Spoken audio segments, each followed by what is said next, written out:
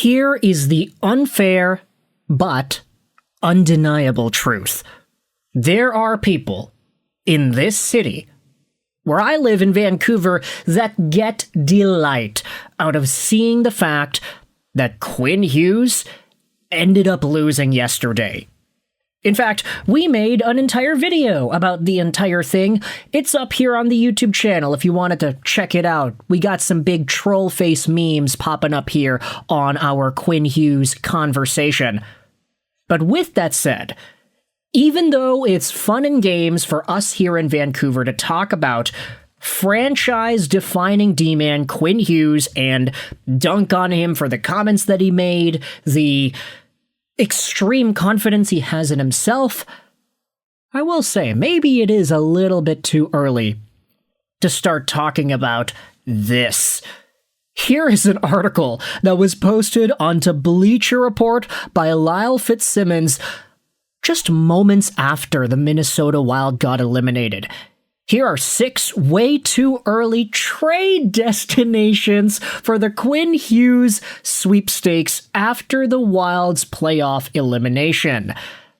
Now, I like how the article's title says, The Quinn Hughes.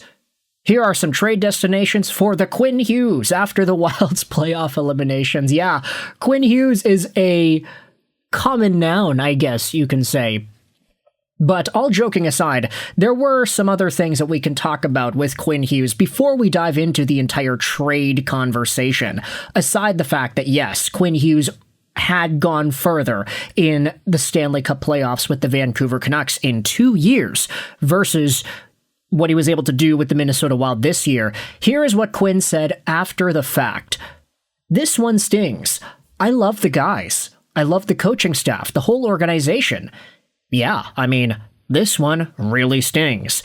I just felt like we had a really good team. You get through these guys, you never know. But if we had to lose, you want to lose to these guys. These guys are the best. President's Trophy, so yeah. It stings right now just because I feel like we had a great team. Goodness, the guy literally says guys how many times in this gosh darn thing? 4 times in multiple sentences. Now, I acknowledge that hockey players generally aren't the most articulate individuals, especially after playing however many minutes Quinn Hughes had yesterday, 30 minutes a night.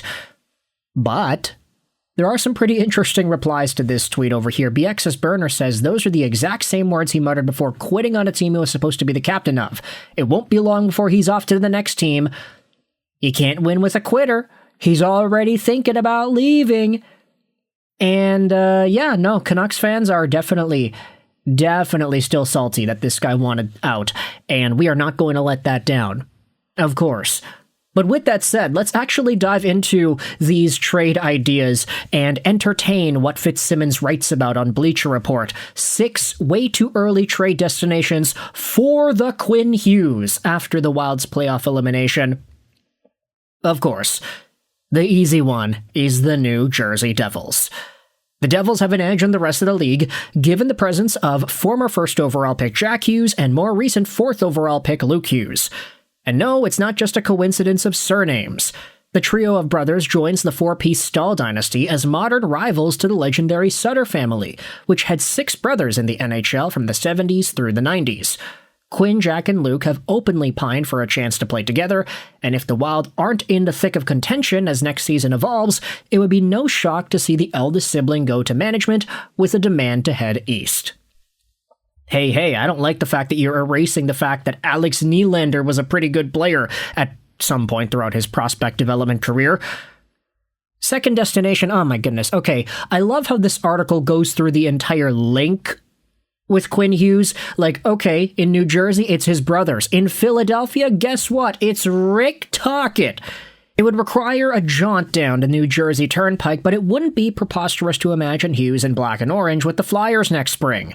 Philadelphia experienced a hockey revival, earning a playoff berth and a series win, and coach Rick Tocchet has a happy history with Hughes, having coached him to a Pacific Division title with the Canucks before things went bad in BC. Yeah, that's true. Rick Tocchet was the head coach of a Quinn Hughes team that was able to get further in the playoffs than he did with the Wild. Ha ha! This was Travis Green, by the way, 2020. The Flyers are loaded with young assets to facilitate a trade and have better than $38 million in projected cap space to accommodate a long-term salary bump, too. You know, I never really thought about the idea of Quinn over to Philly, but him playing with Tocchet, him playing with Trevor Zegras, seems like a pretty good fit. I mean, the Hughes bros and Zegras, they're all tight, right? They're all NTDP guys, so they all have that linkage. San Jose is written about here. I don't know if that's actually possible, but let's read on. The article talks about how the Sharks have cap space for days. Is that really the case here? I don't know, man. I think Macklin Celebrini is going to be able to get $15-16 million plus on his next deal, and I don't really know if cap space is going to be a really available commodity for the San Jose Sharks over the next little while. But hey, any superstar going over to San Jose has a lot to be excited for in regards to the talent that is already on that roster. Then you have Chicago, written about over here as well. The Devils have brotherly love, the Sharks have prospects, but the Blackhawks can offer something not available in Jersey or California: Original Six swagger. Is that really all they're going to go out there and talk about? If it's an Original Six team that Quinn Hughes could go to, I'd much rather say the Detroit Red Wings are a more likely fit than Chicago. We already knew that Steve Yzerman was interested in going after Quinn Hughes this previous season, and the only holdup was the guy wouldn't sign an extension. If you think Quinn Hughes is going over to Chicago with 1 year left on his contract just to hang out with Bedard and be on the second last place team in the league, I don't think that's actually a realistic possibility. If you want to talk about Original Six, you might as well go with Detroit, because that's the team that Quinn was already linked to, and it's the team that a lot of people thought in 2018 he would actually get drafted to. He was playing out of Michigan University right in the Red Wings' backyard, and they still passed up on him. So, yeah, maybe there's a chance to right your wrongs there if you're Steve Yzerman and the Detroit Red Wings, although I'll give it to Steve Yzerman. He wasn't the one that drafted Philip Zadina 6th overall in 2018. And then you have some more destinations. The Carolina Hurricanes. Oh boy, that'd be crazy. They have played like a cup favorite this spring, and they're built to be a cup favorite for years to come.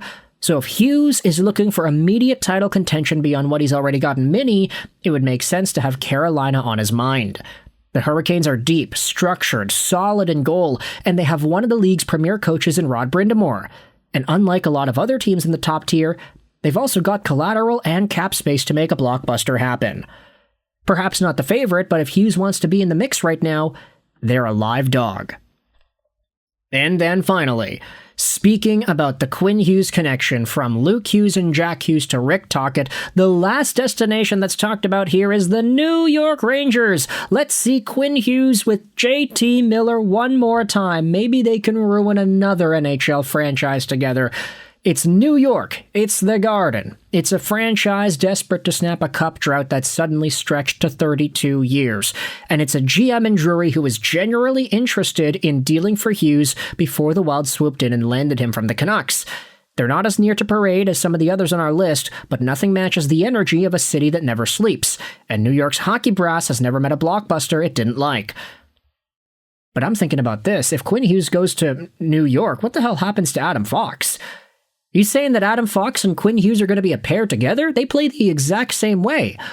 I don't really know if that's going to work out. I'm getting Erik Karlsson, Brent Burns vibes from those San Jose Sharks teams all those years ago.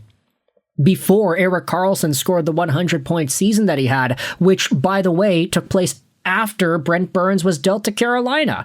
So, I don't know, Quinn Hughes in New York with Adam Fox, with JT Miller, Quinn Hughes to Chicago, Carolina, San Jose, Philadelphia. You can let me know your thoughts in the comment section below. How do you feel about these Quinn Hughes trade destinations? This trade update, I guess you could say, out of BleacherReport.com. The article is going to be linked in the description. I hope you enjoyed this video. Sign on, and bye.